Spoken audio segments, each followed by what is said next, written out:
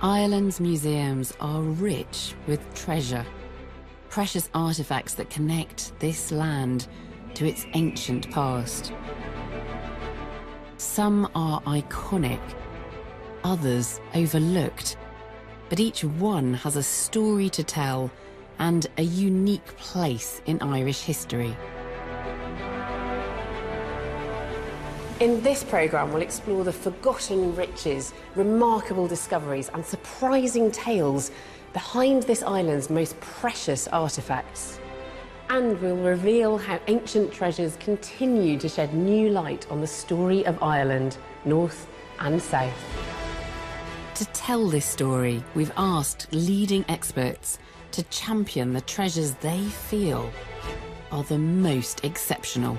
This role is unique in medieval Europe. There's nothing like this anywhere else. Treasures integral to Ireland's story. And they still bear the physical impression of King William's own hands. This book is the earliest surviving manuscript written entirely in the Irish language. And treasures that astound us. They weren't noticed by the robbers because they're extremely flat, they're extremely light. These are the undiscovered tales and astonishing stories behind Ireland's greatest treasures.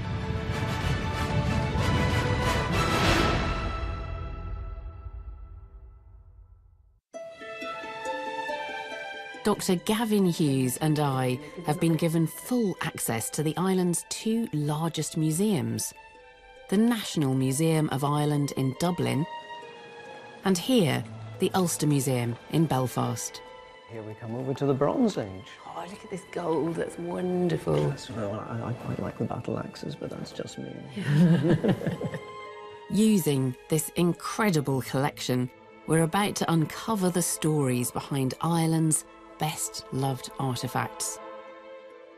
And we begin with this island's most celebrated treasure. Jewellery from medieval Ireland that would shape history in modern Ireland. No country in the world is as closely associated with the Celts as Ireland is, but that wasn't always the case. And there's one iconic treasure that helps to tell the story of how, in the 19th century, Ireland put the Celts at the heart of their national story. That treasure is the Tara brooch.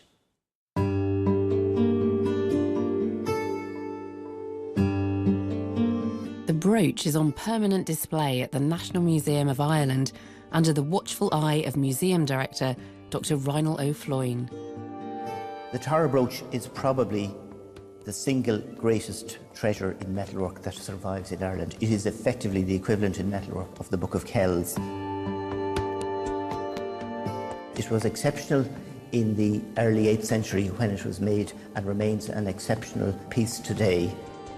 Modern jewellers are still confounded by some of the techniques used in its manufacture.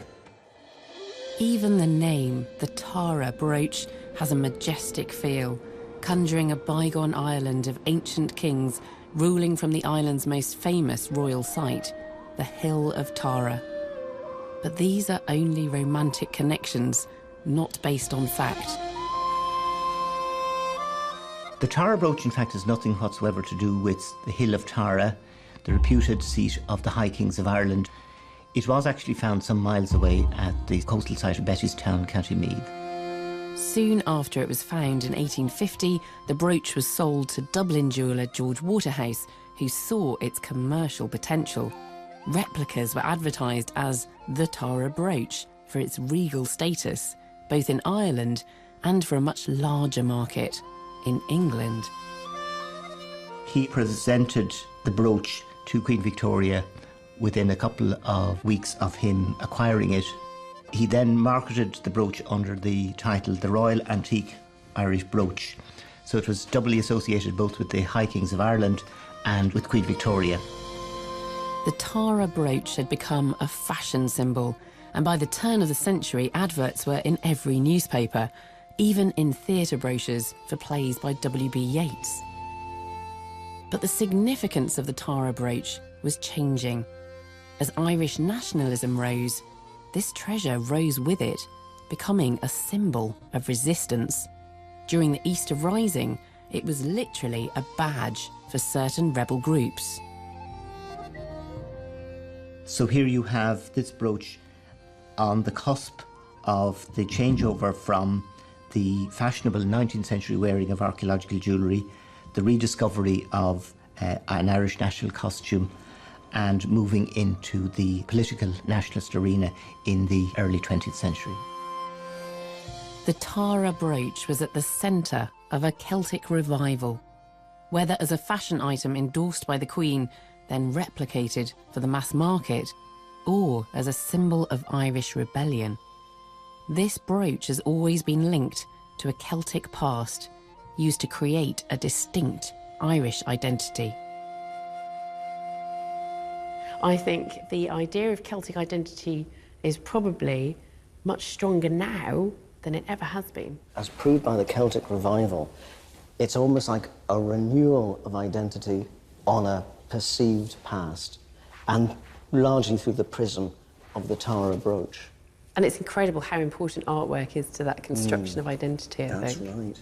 So this is a replica of that It is. wonderful brooch. I mean, it is really amazing. It's incredibly ornate.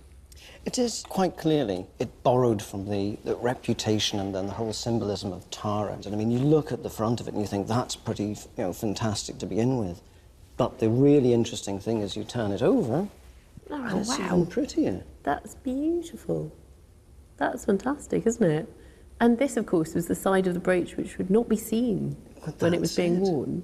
So the wearer knew that it was there. The this wearer must have been an knew. object of, a really prized personal possession. Well, this is it, and you can quite easily see why, whenever it came to light in 1850, why there's a sudden kind of spiralling of jewellers saying, right, we're going to make things exactly like this. They're cashing in. They I are think, cashing in, Kevin. absolutely. These Tara-inspired brooches would become a fashion staple in Victorian times, but it's still big business in Ireland today. Modern jewellers capitalise on the Celtic designs that Ireland has become famous for. But in actual fact, the original Tara brooch was made hundreds of years after the Celts. Fortunately, the Ulster Museum has an artefact that is Celtic, made in the Iron Age. And, of course, here we have the, if you like, the real thing. This is the band disc, and this dates to the 1st century AD. This is what I would call proper Yes. Celtic artwork. So what I find interesting is that this is speaking of a connection with the continent, of a style of art which is there in Ireland and in Britain and across to the continent, whereas these brooches are a much more Western phenomenon. They're Irish, they're Scottish. There's inspiration perhaps coming through from the Iron Age, but also from other areas as well. And I know that art historians are really nervous about calling this Celtic art. It's what everybody thinks of as This Celtic is art. it. It's the traditional kind of idea, the stereotype of what Celtic art should be. This is it. And I think it reminds us that all too often we look at jewellery or we look at artwork perhaps as slightly frivolous objects, but they have immense political weight. The Tara brooch helped to forge Ireland's identity as a Celtic nation, but connections back to the Iron Age Celts are still hotly debated. There's little evidence of a Celtic invasion of Ireland. Ancient Irish art combines inspiration from the continent with homegrown ideas.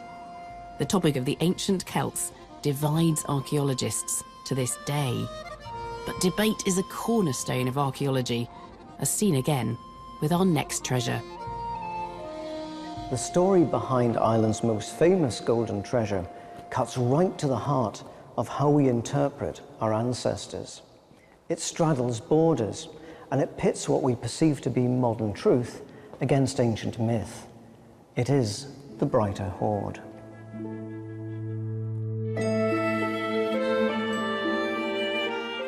Made up of 7 gold ornaments, every artifact in the hoard has been worked by a master craftsman in the Iron Age.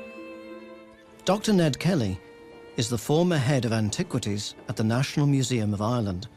He's spent decades unravelling its significance. He's convinced these objects are of European-wide importance. The Broiter hoard is truly one of our great national treasures. The quality of the artwork on the objects, and indeed the technical superiority of the craftsmen who made these objects, places them at the very forefront of European metalwork in the Iron Age. The hoard was discovered in 1896 in the townland of Broiter near Loch Foyle. Within months, the British Museum had purchased the gold for its London collection. It was an act unpopular in Dublin. The Royal Irish Academy, with their advocate in Parliament, William Redmond, led a crusade to bring the hoard back. Their key weapon was a fiery lawyer named Edward Carson. The irony here is extraordinary. A decade later, Edward Carson would battle William and his brother John Redmond over the burning issue of Home Rule. It would bring the country to the very brink of civil war. But for now, in 1903, they were united in a common cause: to bring an Irish treasure back home. To decide the gold's fate, the court sought to answer a single question. Why had these objects been buried over 2,000 years ago? Edward Carson argued the hoard had been buried, but the owner intended to come back for it. He knew that under the laws of treasure trove, a lost artifact would be awarded to the state where it was found, in this case, Ireland. The British Museum disagreed. They claimed the gold was an offering to the gods. The owner had no intention of recovering it. So, under the law, ownership fell not to the state, but to whoever found it. Central to this argument were the stories found in Ireland's Iron Age mythology, tales relating to an Irish sea god named Manannán mac Lir. Ned Kelly has studied these myths for years and can link them directly to both the artifacts and the location where they were found. In the ancient mythology, Manannán mac Lir is a solar deity who was believed to have had a residence underneath Loch Foyle. And Manannán would have been one of the attendants of the sun to protect the solar boat, especially as it travelled through the other world at night. So this would have been very appropriate to offer to the sea god. The connections are feasible, but would a British court uphold an argument based on ancient Irish folklore? Or would the judge rely instead on the bare facts that suggested this treasure was lost? As it turned out, there were no ambiguities in the decision. This was the judge's verdict. I must express my opinion that the court has been occupied for some considerable time in listening to fanciful suggestions more suited to the poem of a Celtic bard than the prose of an English law report. The result is that I will make a declaration that the articles in question are treasure trove. Redmond's Irish Parliamentary Party, Edward Carson and the Royal Irish Academy had won. So, the Broiter hoard would be the prized possession, not of London, but of Dublin. A city that just 20 years later would be part of a different country. Ned Kelly has joined us to unravel this story further, along with the curator here at the Ulster Museum, Dr. Greer Ramsey. There are so many ironies about this case. I mean, we have Redmond allying with Carson, the Royal Irish Academy, to bring this back to Dublin. But how significant was it to be returned to Dublin? I think Carson and Redmond, the Royal Irish Academy and the British Museum all recognised that this was a treasure of European proportions. It was a really, really important find. And Carson, of course, as a lawyer, he would have realised that the legal process to determine who owned these items hadn't been carried through. But also as a Dublin man who grew up just around the corner from the National Museum, he would have seen the National Museum as the appropriate place for a great national treasure to be placed.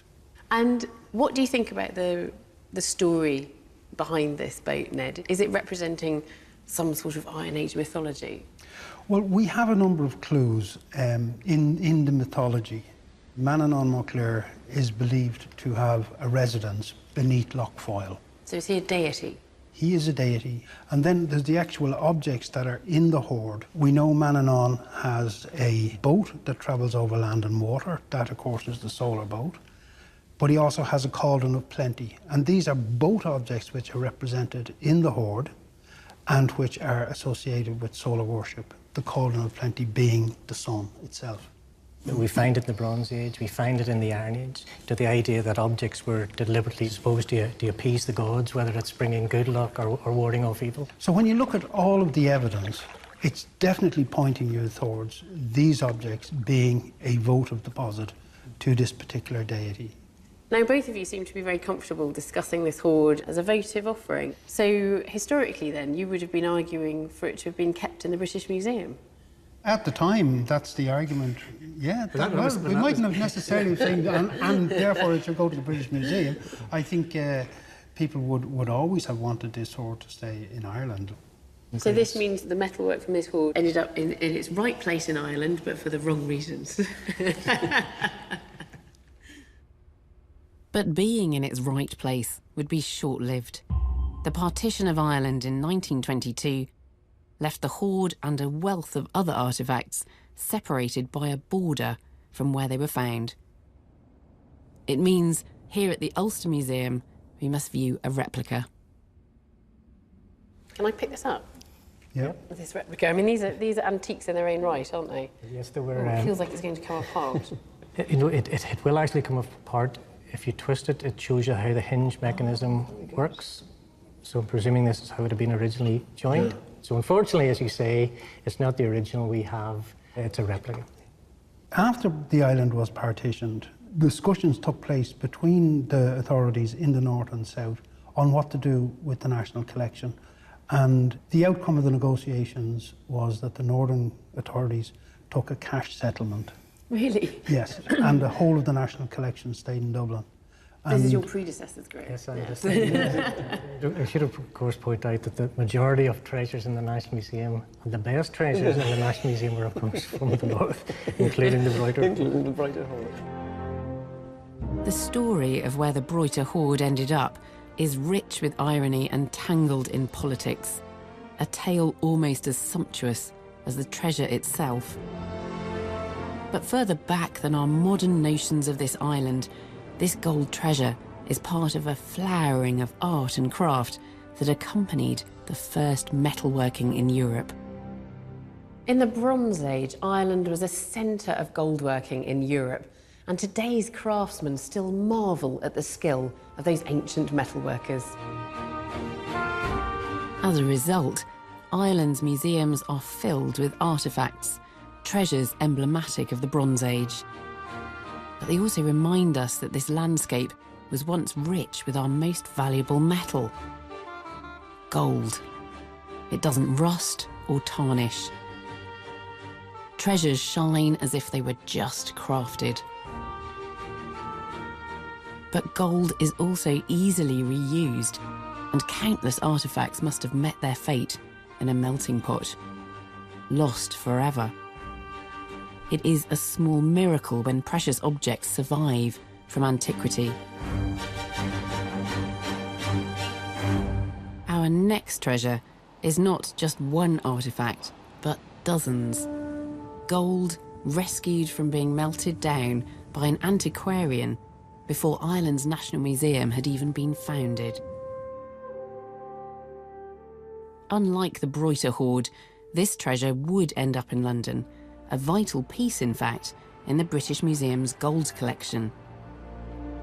But it all began in a small village in County Kilkenny. It was here in Piltown where Redmond Anthony started a small museum in the 1830s.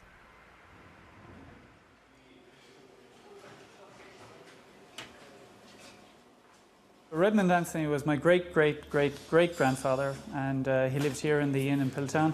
The inn at the time was a hotel, and it had a museum upstairs here in the bar just above me. Anthony's museum displayed gold artefacts he'd bought from local jewellers, along with other curiosities. The museum didn't just hold the antiquities that Redmond collected, but it also held things such as a stuffed polar bear, coins from Alexander the Great, etc. And so it was probably quite unusual in the time in rural Ireland to have those type of items, and therefore there was quite a few people travelled from far and wide to just come and visit the museum here in Piltown. Redmond Anthony's museum was not a vain pursuit. By the mid-1840s, the Great Famine was ravaging the country. Anthony believed his museum could help. The entrance funds that were collected for the museum he donated to the Fever Hospital in Carrick-on-Suir, which went a long way towards alleviating some of the suffering in Carrick-on-Suir. Redmond Anthony died in 1849, just as the Great Famine was coming to an end. His museum closed and his artefacts were sold off. But part of his collection would stay together, not in Piltown, but in London. Dr. Neil Wilkin is the curator of the Bronze Age collection at the British Museum. Mr. Anthony's son sold the British Museum around 50 objects from his collection. Two of the most fantastic objects that he collected were of Bronze Age gold, and we've got two of them here. The first one is a gold torque of a Middle Bronze Age date, so around the 14th to 12th century BC. It's made from a single bar of gold that's been twisted in the hand from left to right, with these terminals left at the end and hooked back to fasten it. It would have been worn around the neck of a very important Bronze Age person. Objects like this torque contain valuable amounts of gold. Anthony kept close ties with jewellers, so when a treasure appeared, he bought it before it was melted down. This fantastic gold bracelet that would have been worn around the arm or upper arm. One of the clever features of this object is that it appears to be solid, but is actually been made from a tube of gold, so it's hollow. And in that way, the Bronze Age goldsmith could create the appearance of something solid using far less gold than would be required to make it completely solid. Redmond Anthony's gold would help build the British Museum's Bronze Age collection. They still hold the list that came with the artefacts in 1849. I can read you a few of the objects from the list. So we have a flange twisted gold torque, a gold wire twisted bracelet, another gold bracelet, gold sleeve fastener and another of those, gold ring money and several more of those, gold wire twisted fingering, a golden ribbon torque. It formed the basis of the Bronze Age gold collection in the museum. To this day, scholars still come to the museum to learn about Bronze Age gold. Redmond Anthony is all but forgotten in Ireland. But his legacy lives on at the British Museum in London. An antiquarian who believed that this island's golden riches were worth saving. Many of Ireland's ancient treasures end up in the national collections through sheer good fortune, thanks to a keen-eyed ploughman or a lucky turf cutter. But the story of how our next treasure became known to archaeologists is more extraordinary, perhaps, than the treasure itself. And it all starts in a rural pharmacy. Sheehan's Chemist in County Roscommon has been an institution in Strokestown since the 1930s. But in 2009, this family-run business hit headlines around the world. I got a knock on the door. I was in bed at the time, 20 to 8 in the morning. It was the 27th of March 2009, and it was a local Garda, and he told me I had unwanted visitors during the night. So out the hall door I went, and in the shop door. The gate was down, the door was wide open, and already there were 2 guards here, having a look around the place. As she slept, thieves had stolen the Sheehan family's safe. The contents locked inside. Despite the intrusion, Suneva thought only papers had been lost. Next thing the phone rang, and it was one of my sisters. And I told her what had happened. And she says, oh, what about Daddy's necklace? And I says, what necklace? And she says, oh, the gold one in the safe. And I says, oh, Sacred Heart. With the whereabouts of the necklace unknown, a frantic search began. Word spread around Ireland, eventually reaching the National Museum. Within minutes, I got a call from Mary Cahill in the museum to say she was coming down, and herself and Ned Kelly from the museum arrived, I'd say within 2 hours. They were here with 2 books, and the 3 of us went into the kitchen. Together, they set about pinpointing exactly what the necklace was and how important it might be. We opened up the books, and I identified this lunula, which is the first time that I heard the word, and these 2 discs. And Ned Kelly, when I pointed out what they were in his books, he was hopping on the chair, and he got highly, highly excited. And I thought he was really going to levitate up and hit the ceiling. I'd have to scrape him off it. But at the same time, I got such a fright, because it was only then that I realised, like, the importance of these items. The necklace was in fact a priceless gold artefact. This new information kick-started the search. Within days, the Gardaí had a breakthrough. There were 2 lads from here going to work early that morning, around 4 o'clock, and they noticed a van up and down the street acting suspiciously. So they took note of the number and they rang the guards. So at least the guards had that to go on. The tip-off would lead to a discovery. The contents of the safe had been tossed in a skip in Dublin. I got a call then from the guards in Roscommon, and they invited us up to the Garda station to view it.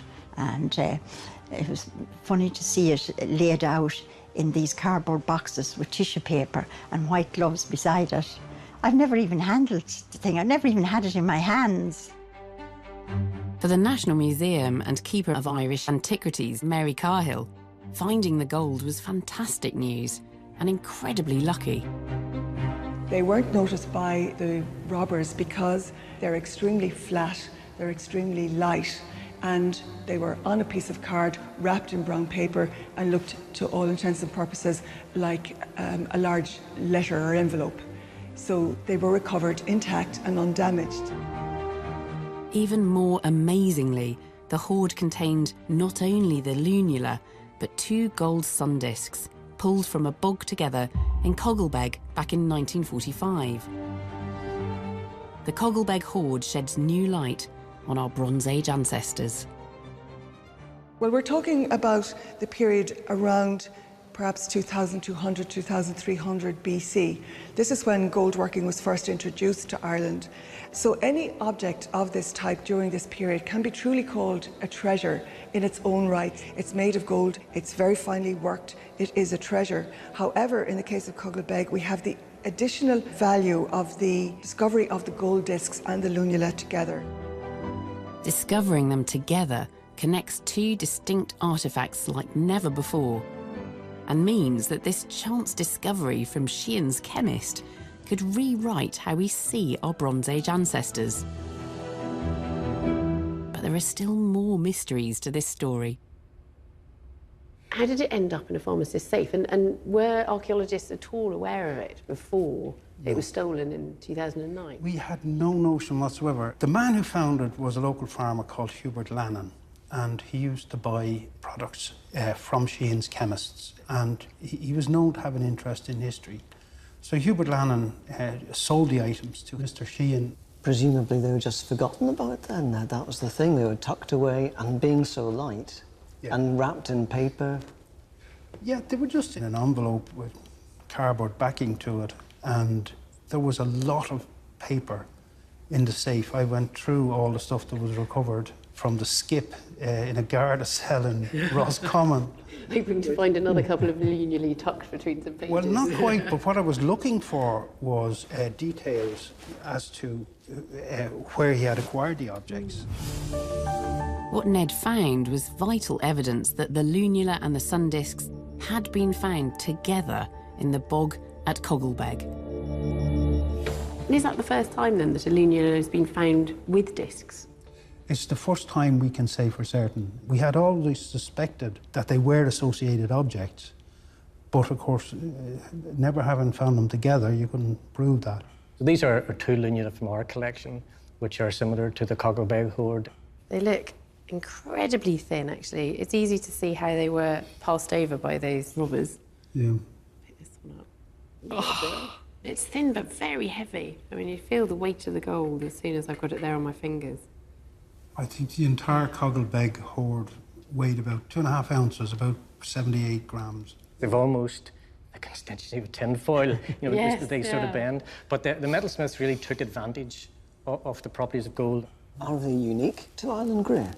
There's in around 100 lunula known in total, and it's estimated that around 80 are from Ireland. And the other then, there's little scatter in Scotland, Wales, and southwest England around Cornwall. And a few are also known from the continent. So they really reinforce this idea that Ireland was a major producer of Bronze Age gold work, right from the early Bronze Age through the Middle and Late Bronze Age. It's such a great story, the Cogglebeg hoard, and the way it came to light, and the fact that we've got this definite association now between sun discs and lunulae. And I just hope that the next lunula turns up. I hope that there's an archaeologist there when it comes out of the ground. It would be nice to be that archaeologist. Yeah, I was going to say, and I hope I'm that one. Archaeological discoveries can fire our imagination like nothing else, giving us stories that bring our treasures to life. Yet archaeology is a relatively new discipline. We often have others to thank for preserving our greatest artefacts. Today, museums are the custodians of our most priceless objects, but for centuries in Ireland, precious treasures were entrusted to generation after generation of local families. But by the 1800s, many of these guardians were facing desperate poverty, and so those riches were either sold or stolen, which explains why our next treasure is not in Ireland, but in London. During the 19th century, London was the place to be if you were an antiquarian. It was the height of the British Empire, and artefacts flooded into the city from around the globe. These included Irish artefacts. Dr. Niamh Whitfield is an Irish archaeologist living and working in Britain. She's come to the British Museum to look for a treasure that for over 1,000 years used to call Christian pilgrims to County Donegal. The treasure is St Conall Cale's bell and the shrine that held it. The shrine itself is beautifully decorated and a treasure in its own right, but the real treasure here is the simple iron bell.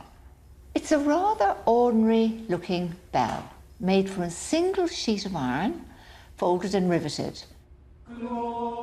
It may appear ordinary, but this bell is associated with a remarkable figure dating back to Ireland's earliest Christians in the 6th century AD. Legend has it that the bell belonged to St Conall Cale. He'd been a stonemason, but he murdered his father, did penance, came to God and founded a monastery on Inishkeel, an island off the coast of southwest Donegal. St Conall Cale would be redeemed, and his monastery flourished. This bell is part of his great legacy. But it also reflects a transformation as Christianity took hold of a pagan Ireland. Such bells form part of what was probably the greatest change in Irish history, because they were used to carry the Christian faith to an island at the extreme edge of Europe, as far west as you could travel in the early Middle Ages. Here, on the edge of the medieval world, Conall Cale's bell served a sacred purpose, calling Christian pilgrims to a holy site. It was venerated for centuries during a pilgrimage to the island of Inishkeel, right up to the 19th century. To the pilgrims who venerated it, being in the presence of the bell was seen as a means of salvation. For centuries, the bell itself was saved. Kept by the O'Breslin family in Donegal, they were believed to have descended from Conall Cale himself, entrusted with protecting this precious treasure. Relics books like this survive into modern times because they were looked after for centuries by hereditary keepers. The senior O'Breslin would hold the bell forward to be kissed by pilgrims, saying, "A penny for me, and you may kiss the bell." The O'Breslins were the custodians of St Conall Caile's Bell right up to the 1850s, when poverty forced the family to sell the treasure they'd guarded for over 1,000 years. Today, it brings us back to a time when Christianity was transforming Ireland. Monasteries flourished as the gospel message spread to all corners. The artefacts reflect this change, and here in the Ulster Museum is one of Ireland's greatest religious treasures, the Clonmore Shrine. It dates to in around the 7th century. Right. So this is at a time when Christianity had arrived in Ireland. And with Christianity also came writing, but also the church demanded fine pieces of metalwork. It's remarkably intricate and detailed and so small. But what do you think it was used for? This was designed to hold the relics of a saint. And by the relics of a saint, I suppose we are thinking about a piece of hair or a bone or a tooth. So we can imagine that if I'm the abbot of Armagh, what do I need? I need a bell, a book, I need my crozier, but I also need my shrine. The Clonmore Shrine was made during a time when Irish monks were gaining renown across Europe. At the centre of this monastic movement was the city of Armagh, close to where the shrine was found. It was to Ireland what Rome is to Italy at the time. And we're told that one of the reasons why Armagh was so important, it had, we are told, the relics of St. Peter, St. Paul, St. Lawrence, and one that I never get tired about saying, it also said that Armagh had the blood-stained sacred linen cloth of our Lord. So it had the Armagh shroud before the Turin shroud. But we can imagine these small bits that people believed, I suppose, were imbued with powers, were hidden inside the shrine, and that's what gave it its power. The Clonmore Shrine dates to a time when Ireland is often called the land of saints and scholars, when Irish monasteries gained prominence as bastions of knowledge. They would preserve ancient scholarship for centuries to come.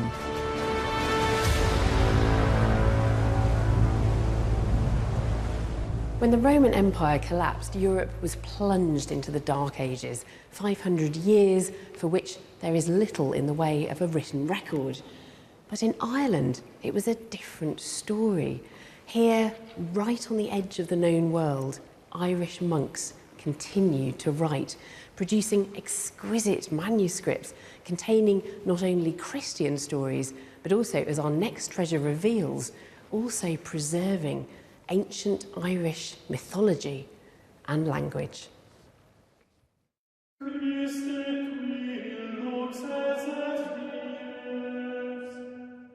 Everybody's heard of the Book of Kells.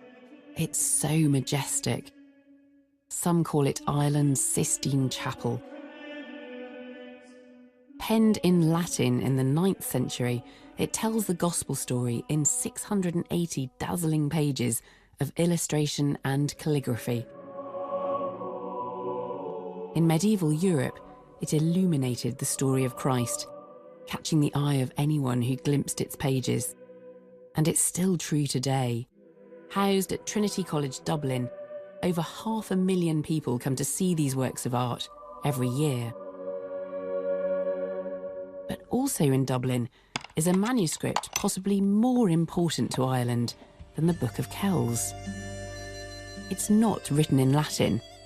It's not even a biblical tale. It's a book from the 12th century that tells the story of the Irish in the Irish language. This book, Leabhar na Héadra, the Book of the Dun Cow, is the earliest surviving manuscript written entirely in the Irish language. Legend has it was written on the skin of a cow belonging to St. Kieran, the founder of the monastery of Clonmacnoise.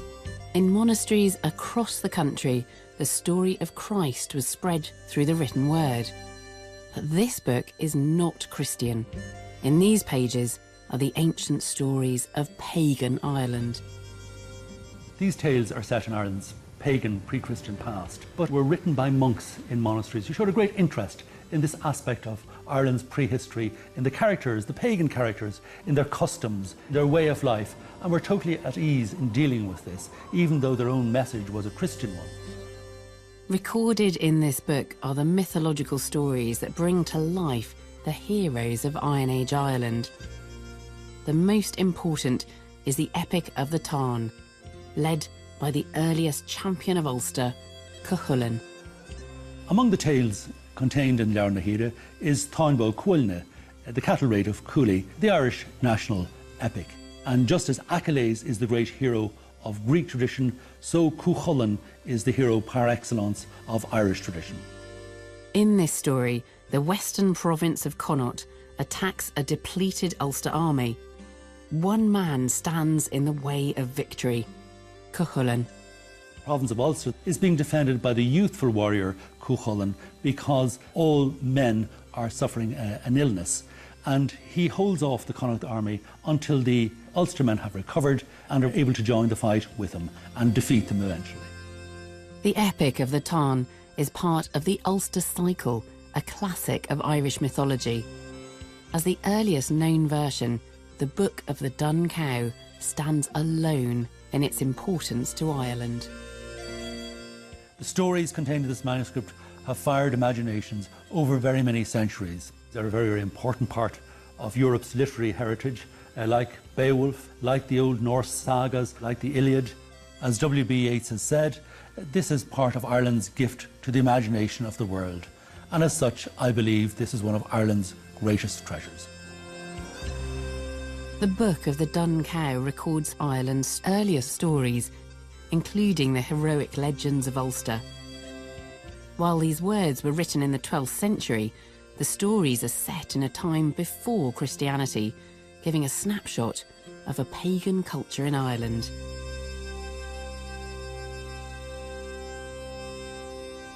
Dr. Peter Smith is an expert in these ancient Irish manuscripts.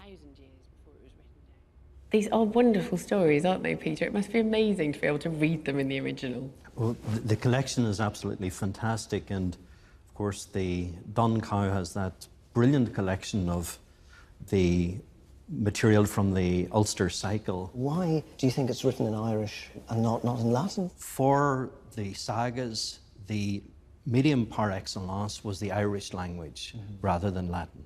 They have a sense of themselves, they see themselves as a great civilization, and clearly the medieval Irish monks saw it as one of their functions to record as much of that seanachas, or inherited lore, as was possible.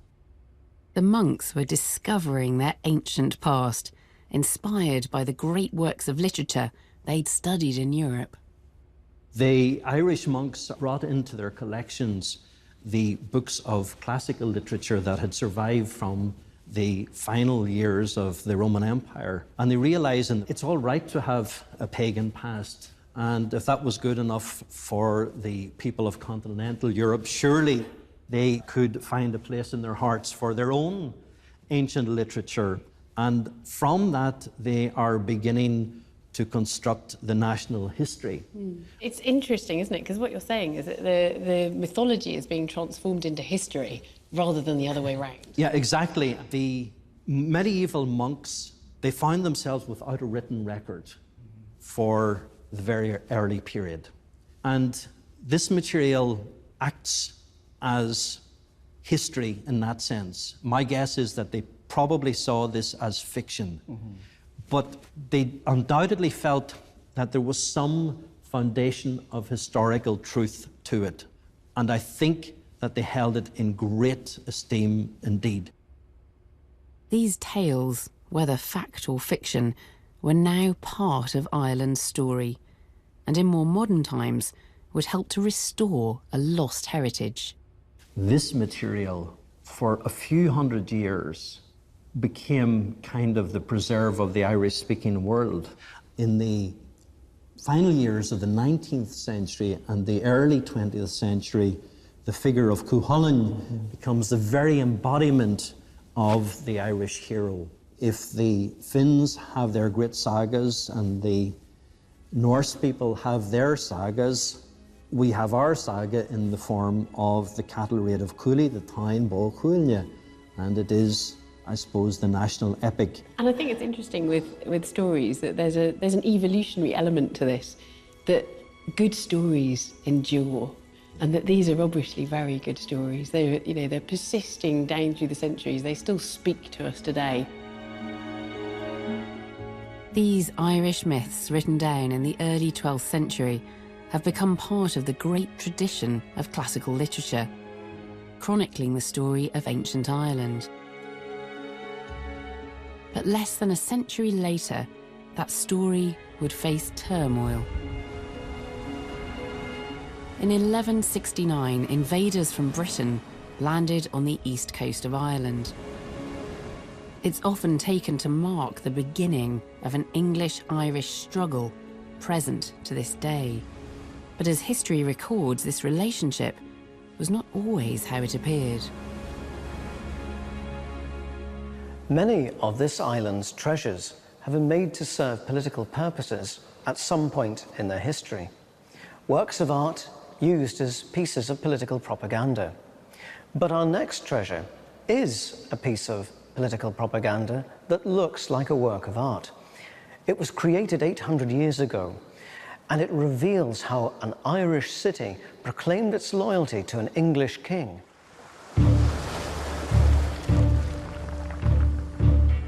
The great port city of Waterford. It was here where some of the first Anglo-Norman invaders landed. By the 14th century, this was a royal port, the trade link between England and Ireland. Waterford had a monopoly. But there was competition, and the struggle for economic power would produce Waterford's greatest artefact. Stretched out before us is one of the most intriguing treasures of 14th century Ireland. It's the Great Charter Roll of Waterford. Over 4 metres long and made of calf skin, the Charter Roll contains the earliest contemporary portrait of a medieval English monarch, Edward III, and the first depiction of an Irish city, Waterford. This roll is unique in medieval Europe. There's nothing like this exists anywhere else. And for that reason alone, it is one of the great treasures of Ireland. But beautiful as this object is, it was never meant to be just a work of art. Instead, it's a legal argument in which the city of Waterford pleads its case to remain the centre of royal trade in Ireland, in the face of a competing port at New Ross. What this roll was trying to do was flatter the king, keep the king's attention about what was a very complicated legal dispute with the town of New Ross, and hope that the king would come down on the side of the port of Waterford. Drawn into the roll are subtle reminders of Waterford's allegiance to Edward III. The roll has on the top of it here an image of the walled town of Waterford, and above that, King Edward III receiving from the mayor of the city a key, and that's the key to the gates of the city, recognising the fact that the king was lord and owner of the city, and that he could come and go as he pleases. But this document represents more than mere flattery. It is an overt declaration of loyalty to the English crown. Aligned all along one side of the roll are images of kings of England. And here what they were trying to say is, not only was this a royal city, but also that it was a loyal city and had been continuously loyal since the very first English king came here to this city in 1171. However, these warm words and flattering images only barely concealed a cold threat. Along with the great images of the kings are the governors of Ireland, accompanied by 4 mayors. And what we're trying to say was, if you diminish the port of Waterford, you're also diminishing the power of your other royal towns. That's Dublin, Cork and Limerick. Diminishing one of us, you diminish all of us, and you'll make enemies of all of your royal ports. The threat would work. King Edward III kept Waterford a royal port, clinching the city's monopoly on trade. In the coming centuries, the relationship between England and Ireland would evolve, but it would be fraught, marked by war, rebellion, and deeply entrenched in myth. Seen clearly in our next treasure, an artefact from Ireland's most famous battle. The Battle of the Boyne was a turning point in Irish history when the Catholic King James challenged the Protestant King William. At stake was the English throne. But the legacy of William's victory was felt most strongly here in Ireland, where 300 years later, it is still a symbol of religious divide. But like most histories, this story is not as black and white as it seems. It is, as our next treasure reveals, full of contradictions and surprises. Collins Barracks in Dublin. Originally built by the British to defend against Irish rebellion. Today, it's part of the Republic of Ireland's National Museum and home to a symbolic and contentious treasure. A relic from one of the largest battles ever waged on Irish soil. The Battle of the Boyne, fought in 1690. They've suffered the ravages of use and time, but these doeskin gauntlets, so beautifully made, were actually worn by William, Prince of Orange. It's very, very tempting to imagine King William wearing these very gauntlets as he rode out to battle that hot summer's day in July 1690. King William is heralded for his victory at the Boyne, where he crushed King James and his Catholic army. For some, these symbols of his leadership have become sacred. Whether or not these are actually battlefield artifacts is almost irrelevant. These are intensely personal items, and they still bear the physical impression of King William's own hands. His well-used gauntlets are important artifacts, but it is the legend of Protestant King Billy that has become folklore. King William's myth has grown over the centuries. His victory over James at the Boyne has been heralded as a largely Protestant triumph. Today, the mythology surrounding William of Orange is one celebrated every year. But, in actual fact, this story is not simply bound up in a religious divide. The Battle of the Boyne was a European battle, and the soldiers who fought in it were united by a complex set of political and military alliances, often not based on religion at all. King William had the support and backing of the Vatican, whilst German Protestants fought on the side of King James II. So this battle is anything but clear-cut or black and white. Even the story of how this treasure ended up in Dublin is unexpected. 2 days after the battle, William gave his gauntlets to a friend near the battle site in County Meath. He had stayed the night at Lismullen House, the home of Sir John Dillon, a very trusted officer to whom he gave these gauntlets, and it would have been a very significant gesture. They stayed with the Dillons for over 200 years, a treasured gift from a king. But in 1923, they were rushed to safety during the Irish Civil War. Lismullen House was an obvious target. The Dillons were traditional landowners with close and established ties with the English aristocracy. But the thing was, the current Sir John Dillon was very well liked in County Meath. So when the burning party came to Lismullen House, they allowed him and his family to remove their most treasured possessions. And that included King William's gauntlets. This personal gift has become a cherished artefact from a symbolic battle. But like so many treasures in Ireland's history, their story has taken on its own mythology. Now, those gloves are quite beautiful, but obviously they connect us back to that key battle. The Boyne becomes such an important, pivotal battle because of its European context. William is supported by the Pope. Hang on a minute. William's Protestant. That's right. And his archenemy is Louis XIV, the Catholic King of France. The Pope wants an army to defeat Louis XIV because he begins to feel that Louis XIV's version of Catholicism is actually stymieing the powers of the Vatican. So we have a Protestant King William fighting a Catholic King James, but it's not that black and white, is it? It's not, and that's the whole problem of subsequent interpretation and mythology, if you like, about the Boyne, is it becomes a clear-cut issue when it was anything but. The legacy from a battle that still divides Ireland, but one with surprising European roots. We've revealed treasures that helped create Ireland's Celtic identity, seen how manuscripts have saved ancient legends, and been used as propaganda. We finish with two artefacts from the 20th century, declarations at the heart of modern Ireland, north and south.